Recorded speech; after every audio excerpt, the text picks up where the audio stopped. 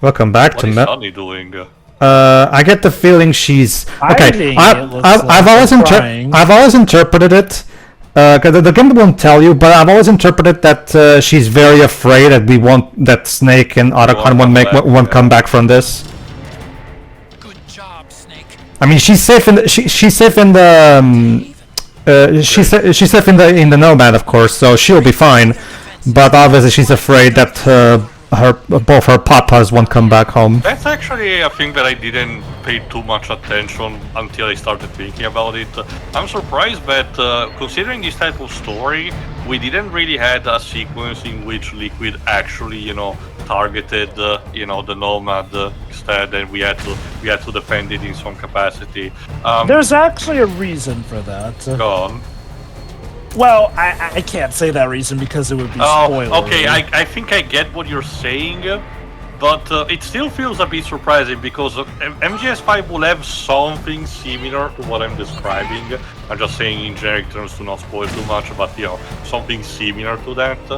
If I may, I think the thing to keep in mind is that all of Liquid Ocelot's actions in these games have been more reactionary to Snake and company, essentially. He's never fully gone on the offensive or explicitly gone after us unless we just happen to be caught in the crossfire. Basically, yeah. That is something to definitely keep in mind in regards to what's actually going on, because yes, audience, you still don't know the full story, despite everything that's happened. Okay, so that's the basic gist of it, yeah. As for, that's how I've always interpreted. Because Sunny is always like that. Forgot the final act. Like she's always, she doesn't have different poses. She's always there. So I get the feeling Kojima's trying to specifically convey that. It's the conclusion that I think makes the most sense. When I first saw that bit, I almost thought she was doing a duck and cover. Honestly, with how she poses there. All right, let's continue. Fortunately, since the entirety of Mei Ling's people are keeping a lot of these soldiers busy, we can get in relatively easily. Yeah, Remy, if you forgot the briefing, again, Snake has probably the most hardest of the task. He has to infiltrate the infamous microwave tunnel to reach the... to reach GW and finally destroy the Patriots once and for all. Yeah. But as Jova also pointed out at the end of the last part, we still have one BB to take out, so she'll probably be around here somewhere. Yeah, she'll probably be... We're already dealing... Go on. Oh, great, a Gecko's here too, but remember, usually when the frog units are around, that means a BB is close by. Yeah, no, and she's probably the last line of defense of GW. She's the one based off Psycho Mantis. Yeah, well, again, remember, her name is Praying Mantis. According to the narrative, she's apparently been controlling the other BBs to be cuckoo for Cocoa Puffs. Yeah, probably Mantis, man. Forgot actually what it's called. It's actually one of my favorite episodes of MST3K, but it's riffing about basically these 50s black and white sci-fi movie about a giant mantis. That frog unit just got Thanos dusted. One of those I rewatched the most was that one about Sean Connery's brother. Alright, we're almost there. Are you sure it wasn't Grief Tracks? Because again, Mike, after leaving the show, Mike essentially made a carbon copy with a different name. Alright, fuck it. This isn't MST3K. This is my own Flash grenade! MST4K. Oh, you fool! It's funny because Rift Tracks is still going to this very day. One of the more recent things that he did was do an episode about, cats. I love how that Gecko literally squatted down just to absolutely no-scope you. There you go. Looks, and since that Gecko is, and the soldiers will not come in, so... And the Gecko keeled over and blew up. Alright. Looks like we're fine. Not exactly. I get the idea. We just, dumped the missile cargo thingy. And there we go. Okay, Okay, are there any invisible people around here that we need to know about? No. The corridor No. is defended by directed energy weapons that emit certain types of microwaves. Did you say microwaves? At that frequency, the waves start to evaporate. Echo! Yeah, Snake, you need to adjust your memories. They're a bit empty inside. So yeah, fortunately, Snake is literally built different, so he's the most qualified person to get through the microwave hall. Not to mention, as he himself mentioned, someone with a death wish. Okay, here we go.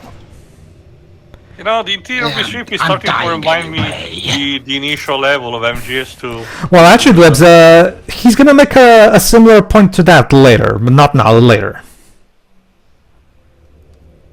Remember, Tio, this is kind of a souped-up arsenal, so makes With sense. GW, yeah. Oh.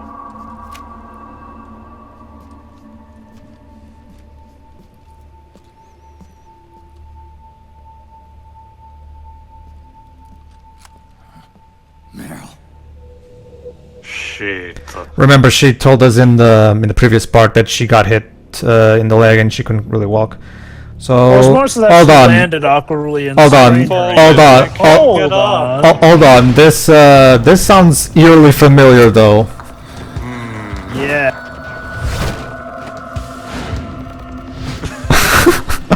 Okay, I guess I have to give you a 10 out of 10 for the acrobatics, but it's not necessary. They're show-offs, Tio. Yeah. This is necessary. Alright.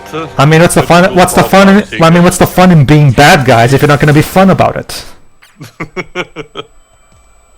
I guess it depends on the context.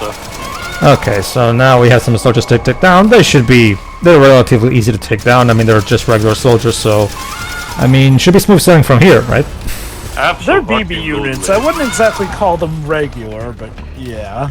Well, compared to the B&Bs, I will argue they're definitely. It kinda is a bit like in those, you know, the common cliche that you see in stuff like RPGs. You'll notice that Meryl has the yellow stars circling just like in Metal Gear Solid 1.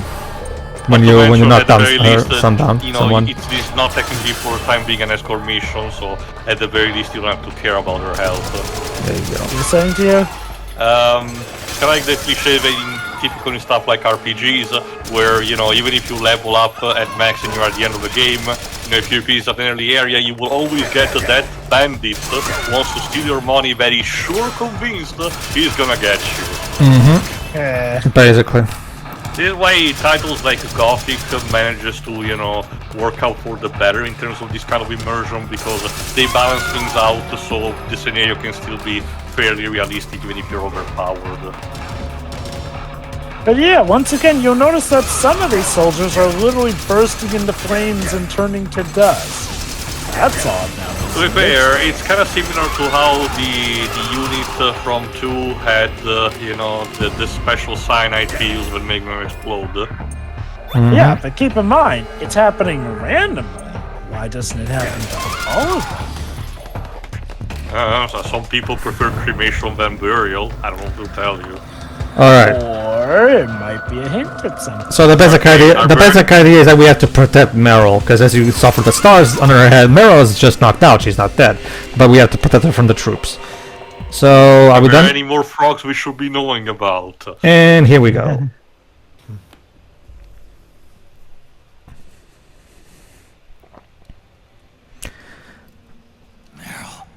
Snake. We've got to stop meeting like this. What's the thing we didn't earlier? Meryl, is everything okay? And yeah, like I said, this seems eerily familiar. Oh no! Oh, Puppet strings. Pull the string! Pull the string! Wow, the 2005 Captain Scarlet Revival had a lot better CGI than I thought. No, it's here, it's the 2005 one. It's the 2005 one, too. It's dun dun dun dun dun dun. So yes, just like 9 years ago, Meryl has been taken over by Praying Mantis. Well, Thunderbirds is actually popular in Japan, so... Although with a bit of a twist this time around. Ah yes, the classic Thunderbirds episode of one of the Tracy brothers was forced into committing near suicide. Oh crap.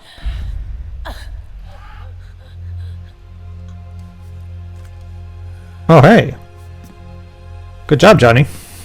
Yeah, Johnny saved the day for this.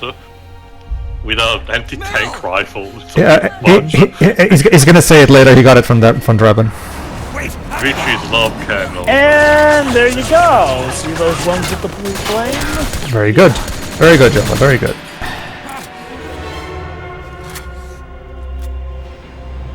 And there she is. It has been a long time, Snake. Screaming Mantis, played by Andrea Zafra, and once again Fred Tatashore doing the male voice. Again, there's a bit of a twist. Can you hear the screams? They cry for battle. Let me hear you. I recognise that song. From the very depths of your soul. Uh-oh. Now you're both my puppets. Basically. I've always wanted to make my own very own Leica movie. But yeah, Johnny doesn't seem to be subjected to the mind control. Once again, yeah. I see. Which is weird. Like, I guess we'll have to put a pin on that for now because we have a Mantis to destroy.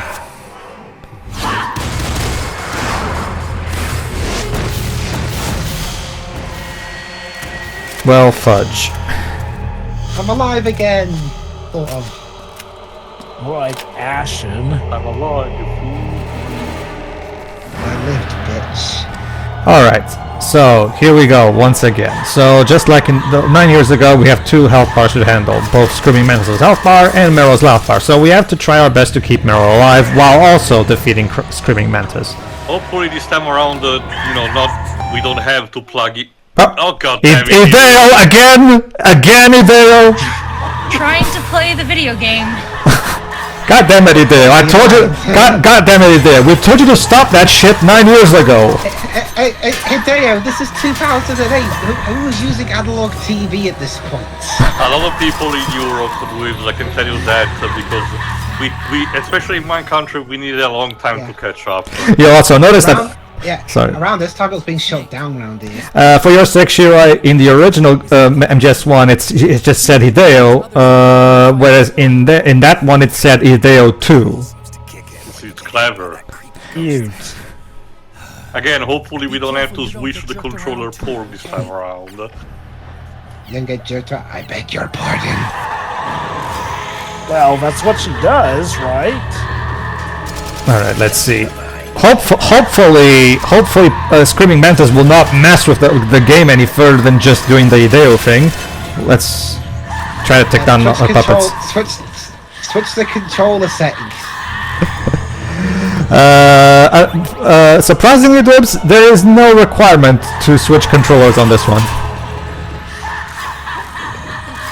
And yeah, even Can you hold the controller upside down? My guess is Kojima thought that going into the controller menu and just manually switching it wasn't quite as seamless as switching the physical. Wait, you don't do that in this playthrough. Do what? Do you try and switch controller ports? No, I don't think. Is there something that happens if you? Not that I do know. Like yes, there is. Oh, go on then. What is it?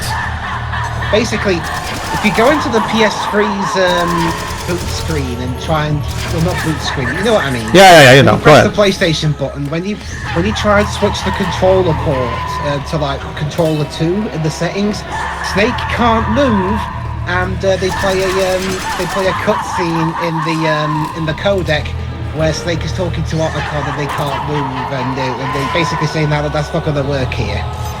Oh, okay. Well, I'll find the cut. Correct. I'll try and find the cutscene actually. if I remember correctly, you're not supposed to shoot the marionettes because that will damage Meryl. That's the... No, I can definitely believe that because that's the true hallmark of a Kojima game. Like that kind of attention to detail is Even just the like... music is tries to be reminiscent of Psychomantic. Because of that, is very unconventional for a Harry Jackson villain style. Well, Harry... Well, even all the way back in MGS2, Harry already did some stuff that he doesn't usually do in his movies.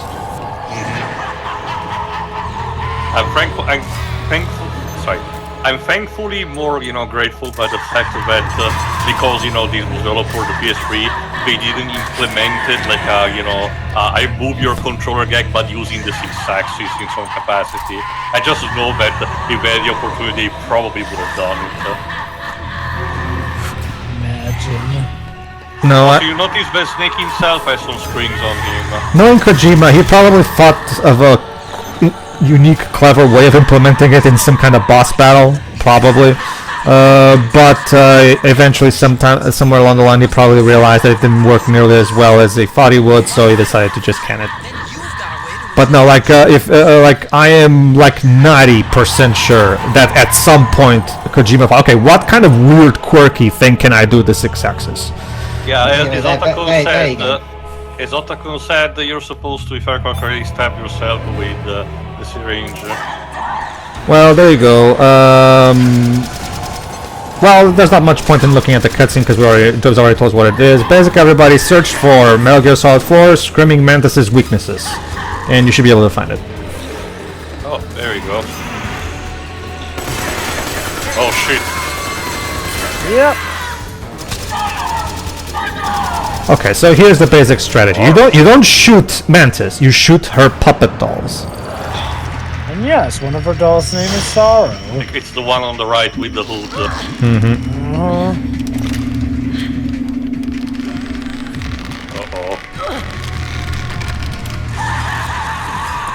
Alright, so the basic... Sorry, Meryl. So... How can the same thing happen to the same person twice? So just like the last time, use physical strikes to take Meryl down, just knock her out instead of physically killing her, obviously. Like so.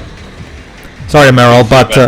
Sorry, Meryl, but I gotta do something to... Oh, shit.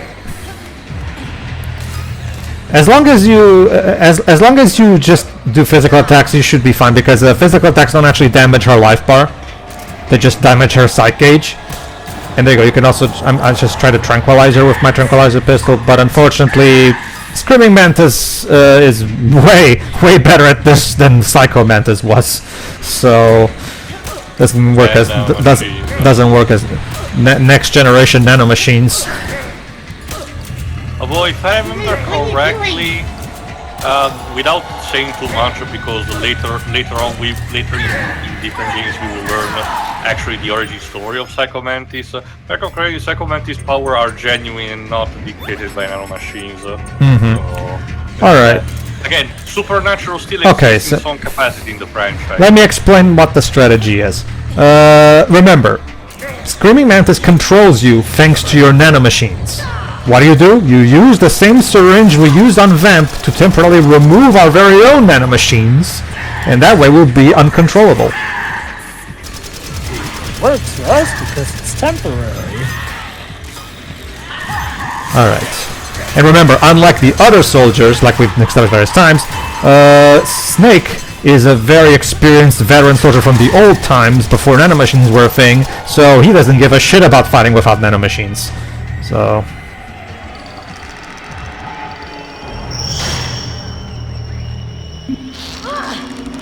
God damn it. Not this shit again. And now, of course, the whole... Yeah. Yeah, Snake, you gotta do something now. Something! Do something! Do something! Yeah, that works. Alright, so... Let's try our best to take down... Okay, so here's the basic gist of it. You're supposed to shoot her dolls, right? And eventually one of those dolls will drop and you have to catch them. And then you can use her dolls against her, because her power actually comes from the dolls. Just dolls, shut up. It just does.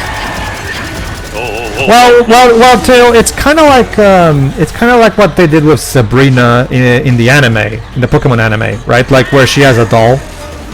Remember, and I guess Japanese people like the idea of psychic users having dolls. I don't know. It's also part of more integrated in stuff like folklore. So yeah. Oh fuck it. If you forgot, the Resident Evil 8 also has one Yeah. of its characters. That's why I said. That's why. Like that don't appear in the game. So That's why I said it typically tend to find it in Japanese media. I always assume that the reason some of Mantis' victims literally turn to ash and burn out is because that the more she exerts her control on them, the more it is legit burning them. Even scratch Mantis. Really? Because again, you'll notice that by these points, the ones that aren't Meryl are pretty much gray now. There must be some way. there's got to be a better way. There's got to be a better way.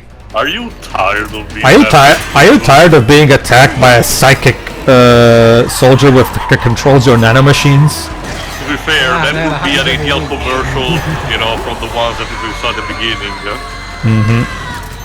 Yeah, no, that happens every week. All right, so there's actually It's really annoying. Well, I didn't get that cutscene, that call that Bills was mentioning. I did trigger one more thing, so keep an open eye because there's another little bit that Screaming Mantis is about to do to us. I think there you go. God damn it. Kojima protection. Middle of something. And the Fox logo also the Fox logo was actually flipped. Yeah, not only did they flip the Fox logo, it also said Kojima protection, and the Konami logo just became the Kojima logo. So wait, hang on, wait a brand minute. condoms. So wait a minute. Yes.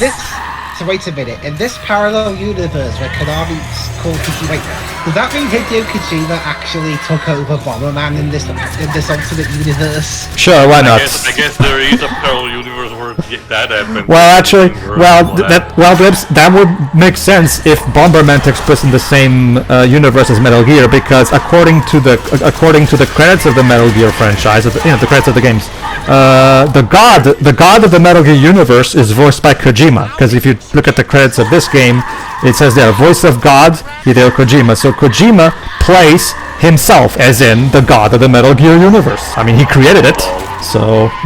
The sorrow. Yes. So God got captured and taken to jail if Phantom Pain is anything to go. Yeah, that's the thing, Shiroi. That's the funny thing, Shiroi. Believe it or not, in the games that come out after this, we actually get funny missions where we get to rescue Hideo Kojima, even though he. So I guess God, because remember Kojima plays God in these games, right? I guess God really liked watching Snake do all these things, so he decided he wanted to become part of one of these missions. So. Okay, I can imagine that even God himself is not above jail. Where is that damn doll? Alright, so we got us. Had Konami bought Hudson Soft by this point? I do not know. I think we asked that in one of the previous part, and I think it is not completely, but they've been working in tandem for a very long time.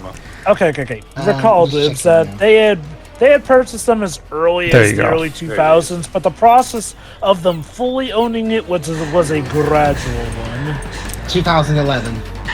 Alright, so let me explain. Remember though, the acquisition started in 2000. It's just that it was finalized in 2011. Regardless, so now that you have the Sorrow doll, you can eventually use it against it. Like the dolls each individually do one thing. There you go. What the Sorrow doll does, it throws this I guess the Shadow Ball from Mewtwo that Mewtwo has in the Pokemon games, I guess. To be fair, that was one of the Sorrow's attacks in Metal Gear Solid 3. That is true, yeah. Where he could throw that. Jump scare ball. That is true, yeah. Halfway into the part, and we haven't scratched Mantis. Don't worry, Glibs. Believe it or not, don't worry, Glibs. Believe it or not, Mantis will go down quickly once you figure out the puzzle. This is more of a puzzle than an actual boss battle. Like, it's more about figuring out how the boss works, rather than taking down. Because when you actually hit her, she goes down super quickly. Loki, we needed to get you out of the way because you were like, don't worry. This only takes on your psych gauge. You'll be fine. You're a soldier. You're used to. You're a soldier. You were trained to withstand this. Come on. I'm also not particularly, giving it all to Barrel for, falling under this trick another time, because this is just on a complete different league, so literally anyone could have fallen. No. It would be impossible for her not to fall into this anyway, because remember, anyone who has nanomachines is susceptible to Mantis's control, so there's no there's no actual way of preventing this, unless of course you remove your own nanomachines, which Meryl doesn't have the means to do so. Use the puppets. It's worth a try at least. First select one in the item menu. Then press the attack button. I've already done that. Just like a weapon. If the ghost hits its target, it's So basically, aim better. Snake, go on. Take her for a spin. Rule number 96, aim. So it's showtime. So Otacon, you've seen The Incredibles 2. I feel that movie wouldn't be a thing until 10 years from now. That So. catchphrase was in the first movie. No, Incredibles 1. Oh, you said one? Yeah. Okay. I meant 2 as in... Oh, right. Yeah. Sure. Ladies and gentlemen, welcome to the part of Metal Gear Solid 4 where Pedro can't count. Well, that's the thing, Dibs. The word 2 with T-O-O and the word 2, T-W-O, sound exactly the same phonetically, so it's a perfectly understandable mistake if you ask me. Phonetics are over.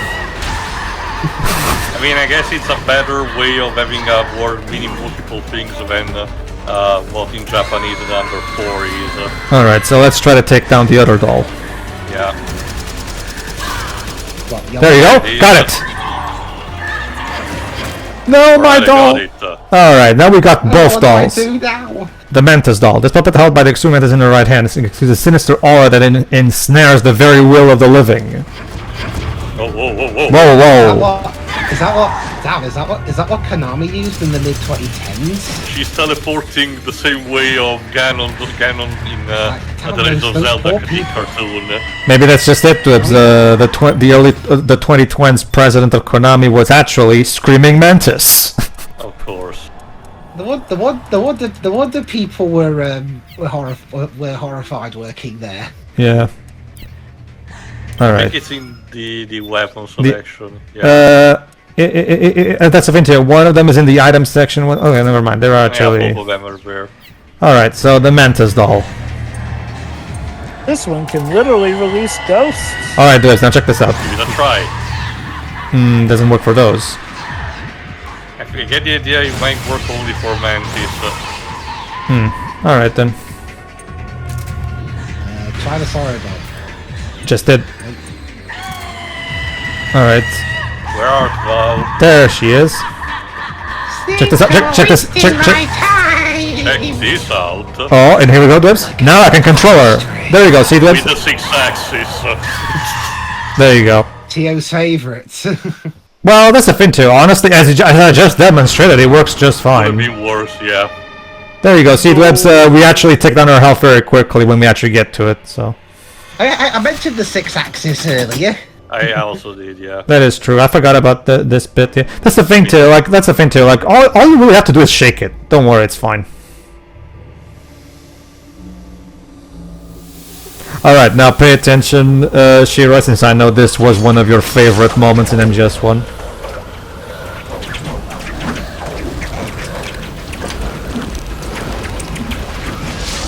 It's a good job this wasn't on the Xbox 360, otherwise Mantis would have made reference to, "You played Bomberman Act Zero, you fool!" Well, actually, that's the interesting thing. We now know years later that it was in consideration in a 360 version of this game back in the day. However, Konami didn't go through with it because it would require to be like multiple discs. Because like Final Fantasy 13. Yeah. Whoa. Square only did that because the 360 was the better selling console of the two. Yeah. By the time I get the feeling it was also one of those things where it's, oh, there you go. I get the feeling it was also one of those things where it's just like Kojima probably pushed for, no, I want to make the game for just one platform so we can properly optimize it for that platform.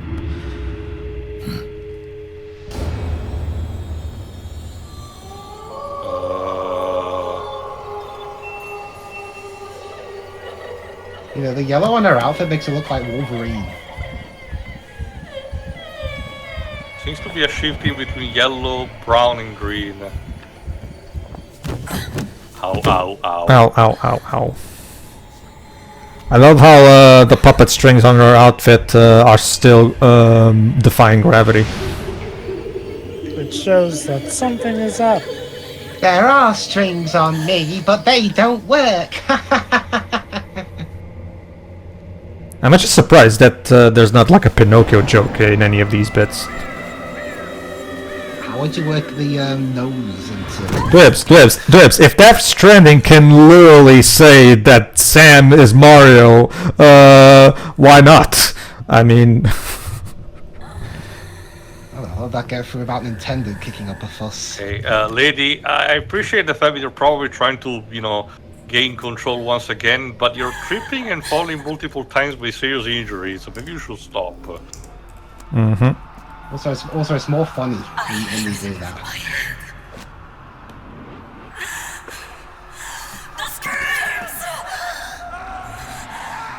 So yeah, screaming Mantis, which means obviously that she hates the screaming. She has some kind of trauma involving screams. I'm so scared. Whoa. My head hurts. It hurts. PTSD again, of course. I'm sorry. Have mercy. Let me out of here. That is a very good mime act there. Someone's reliving a past trauma right now. Or she's seeing into the future and she's hearing the screams of people that have played, like, I don't know, Leisure Suit Larry Box Office or something. How random of a reference. I needed to find a game that came out around the late 2000s, and that was like the one like I could think of that we haven't mentioned that much. 2008. What's like a? I'm trying to think of like a particular notoriously. Well, if that's what she's into, that I guess that's fine. She's emotionally scarred, poor soul. Well, Snake, as you know, doesn't seem to be particularly interested. So, all right, so that's business as usual. Well, at least she. I actually do find interesting how, unlike the other B&Bs, she even says "set me free." So she seems to be a bit more aware of what's going on compared to the others. And yet she'll still.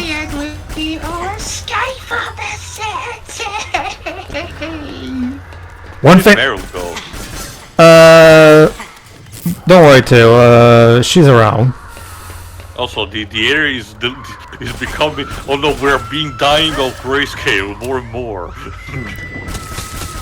Too Human. That came out in 2008. Oh god. There you go.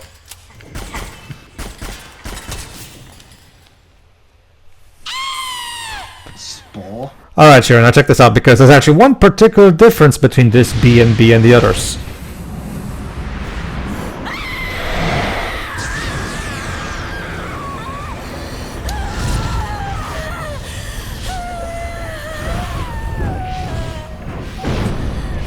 Turns out there are strings on me.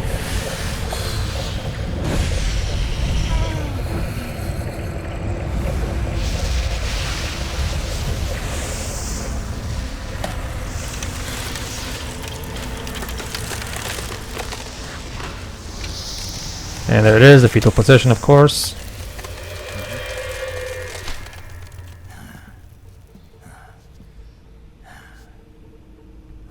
And now we have a surprise appearance.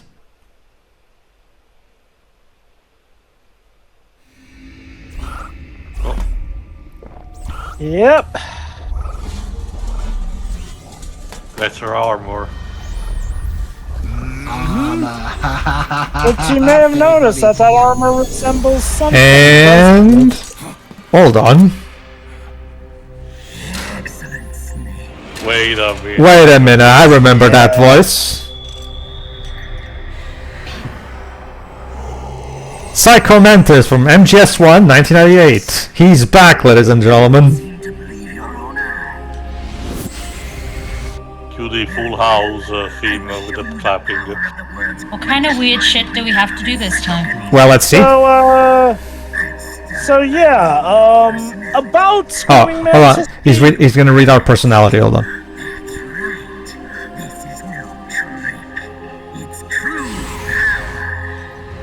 Yeah, so about Screaming Mantis being better than Psycho Mantis? Yeah, Psycho Mantis decided, nah, I'm still gonna show you how it's done. What? Where is your data? Yeah, the thing is that Psycho Mantis Sorry, Mantis. There are no memory cards on the PS3, so you can't scan that. What are you talking about? Why do you keep doing that? My psychokinesis. Put your controller on the floor. Okay. Put it down as flat as you can. That's good. That winking that Snake did is a reference to how the cutscene is handled in Twin Snakes, because he either returns to the camera in that one. Shame we can't see Pedro's controller. I can assure you, Dries, that it actually does that. Well, obviously. Vibration system. No vibration either. Unfortunately, for him, no messages either. Sorry, Mantis. Sorry, Mantis. You can't control me this time. A console without memory cards? Who could have seen that coming? My one weakness. Poor Mantis. He tried to come back and defeat us, but alas, he was The too out of PS3 date. defeated him. That's the sorrow, by the way, that says that. Yeah. From MGS3. Nice cameo there. Autoco, what the fuck just happened? So, you bested the last beast. That doll you just picked up lets you manipulate anybody who's got nanomachines in them. That's nice, but we're kinda in the endgame territory now. Well, that's why you get the best weapon last. She was born and raised in a country racked by never-ending civil wars. She Brazil? was attacked by enemy forces and burned to the ground. This was when she was still a little girl. Either Brazil or maybe Argentina. It's also South possible. America in general has a trouble, these three of that. Yep. Barely managed to escape with her life. Ended up in the basement of this one building. It was full of corpses that had been dumped there. Oh, how fun. Being tortured to death. She was petrified with fear. And then she heard the sound of heavy boots on the floor above her, followed by shrieking screams. The kind that would make every hair on your body stand straight up. She had stumbled across a makeshift torture chamber. Somebody locked the door, and she was trapped. It was dark. It was dank. Which would explain that bit where she was mimicking the banging on a door earlier. Screams of torture victims all around her.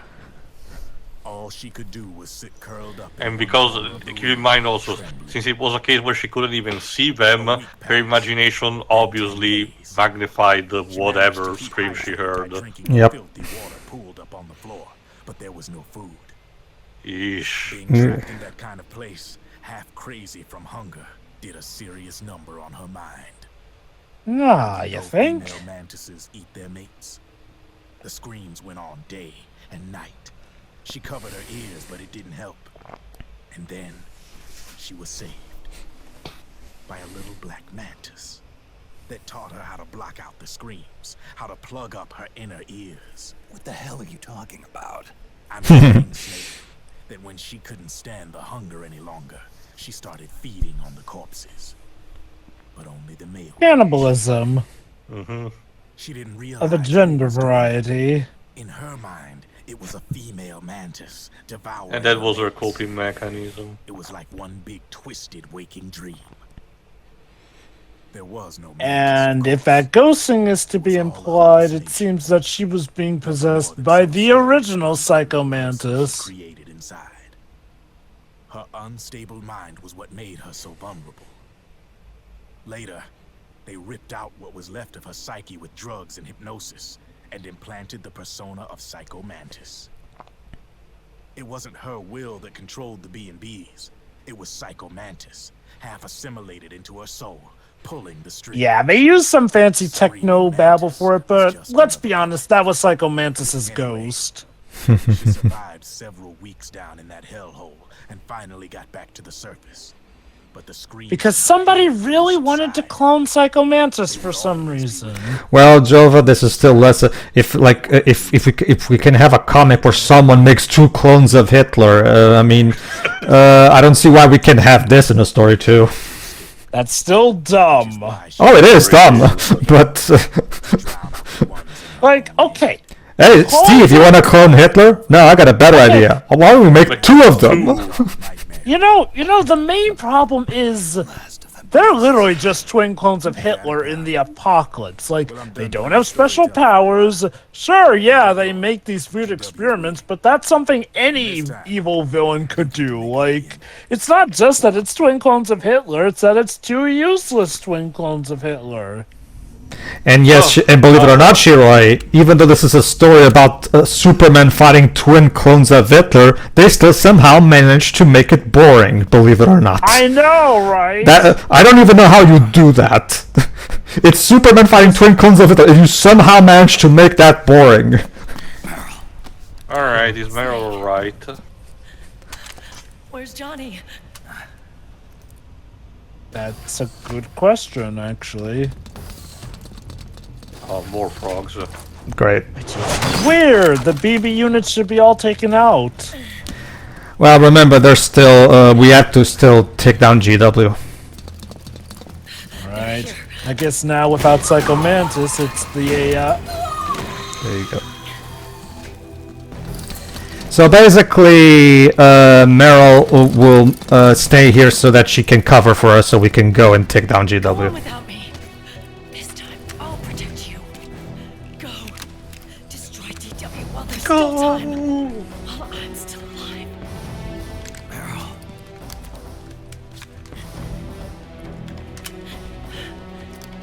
Snake, the corridor ahead is full of microwaves. Yeah. No way I'm getting through there. I'm cooked. I'm sorry you got dragged into this. This time, I've got your back. Thanks, Katana. We'll meet again on the other side. Go. Jeez, don't need to be too much attempted. To be fair, MGS3 showcases there is an afterlife after all, and with a bit of luck, these people can find peace. Again, you'll notice that the mooks are really bursting into flames when they get shot here. They're just returning to the live stream, Drova. Yes. But I thought live stream was green, not blue. Okay. Hold on. How will Meryl get out of this one? Alright, so Meryl will make her last stand here, protecting the microwave hall so that Snake can do it properly. And tune in next time, everybody, where we go for said microwave hall. See you then. Alright. Nightfall. See ya. See ya.